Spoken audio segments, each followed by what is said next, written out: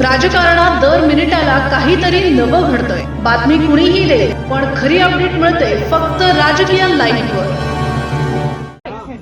सलमान खान काय भारतीय नाही का? सलमान खान ठीक आहे ना? नाहीये का? तो पण देशभक्त आहे. सलमान खान देखील आपला भारताचा नागरिक आहे. त्यामुळे RSSच्या कार्यक्रमाला गेला म्हणून काय म्हणजे असं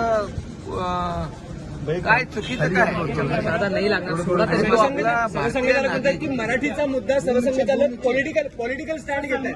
सरसंघचालक पॉलिटिकल स्टँड घेत आहेत का भाई? बघा, RSS ही संस्था जी आहे 100 वर्ष झाली आहे.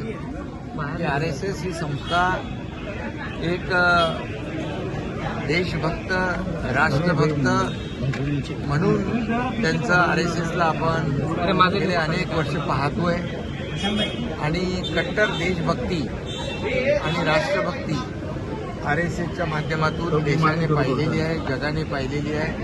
आणि ज्या ज्या वेळेस संकट येतात, आपत्ती येते, आपदा येते, त्या वेळेस RSSचे स्वयंसेवक स्वतः जाऊन स्वतःला भूमिका चालू त्यांना मदत करण्याचं काम करतात. आणि कट्टर देशभक्ती आणि राष्ट्रभक्तीचा विचार RSS देते म्हणून भागवत संचालक.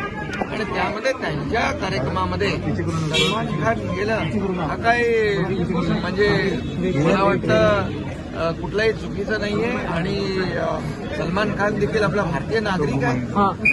सर हिंदी में जानना चाहेंगे जो ये पॉलिटिक्स चल रहा है. हाँ वेट कार्यक्रम में अरे रुको यार, RSS के कार्यक्रम में सलमान खान जाना ये कौन सा सवाल हो सकता है? और सलमान खान क्या भारतीय नागरिक नहीं? हाँ सलमान खान हमारा भारतीय है, गणपति बिठाता है, सब कुछ करता ये प्रमोद का ऑडियो जा रहा है.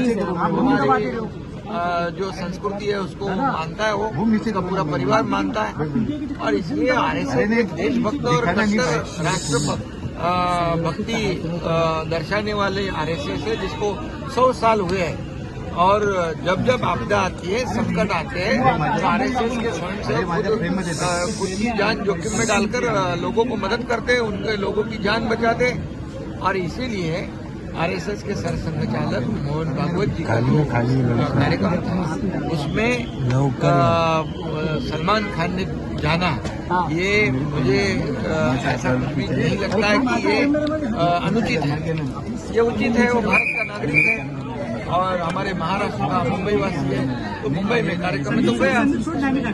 इसलिए मैं इसकी राजनीति वही नहीं होनी चाहिए, इतना मैं कहूँगा. सर इंडिया भारत पाक के मैच में क्या कहेंगे? मैच में राजकीय घडामोडींचं सर्वात वेगवान अपडेट फक्त इथेच राजकीय लाईव्हवर.